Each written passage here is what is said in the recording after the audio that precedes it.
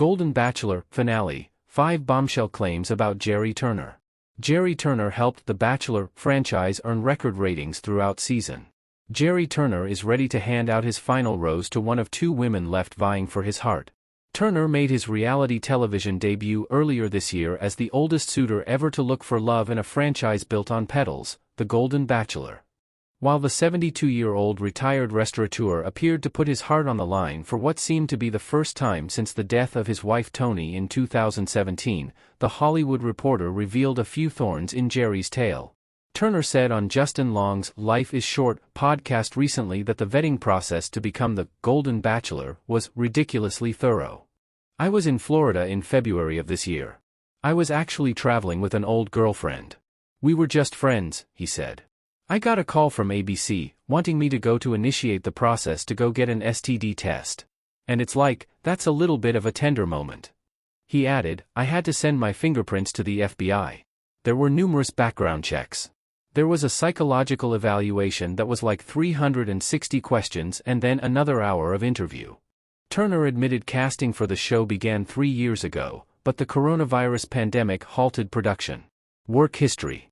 Throughout the show, Turner was credited as a restaurateur, but THR claimed Turner last owned a restaurant in 1985 after selling a hamburger drive-in franchise in Iowa. From there, he worked in sales and management positions in the food industry, according to THR. The Golden Bachelor alleged Turner retired at 55, despite having years of gigs on his LinkedIn profile, including installing hot tubs and maintenance work at a health center in the Davenport area. It was at the medical center where Turner reportedly met a woman named Carolyn, a pseudonym for the woman who requested not to be named in the THR interview, and the pair embarked on a 3-year relationship 1 month after his wife died. Love life. I've dated a number of times since Toni's passed, more recently than back closer to when she's passed, Turner, 72, previously told People magazine. For one reason or another, the attempts didn't work out. I could give you a wide range of reasons, but it doesn't really matter. Carolyn and Gerry dated for 10 months before they decided to live together, which then went on for almost 2 more years, per her account. He told People that he attempted dating after 1 year of grieving the death of his high school sweetheart, but realized he wasn't ready every time he tried. Somehow I got it in my head that if you grieve for a year, that at the end of the year you should be okay. It absolutely wasn't the case, he said. Turner reportedly dated a couple of women in the past 6 years, according to Heather Lanning Adams, a friend of Turner's who worked as a server at the Shady Nook restaurant near Gerry's lake house.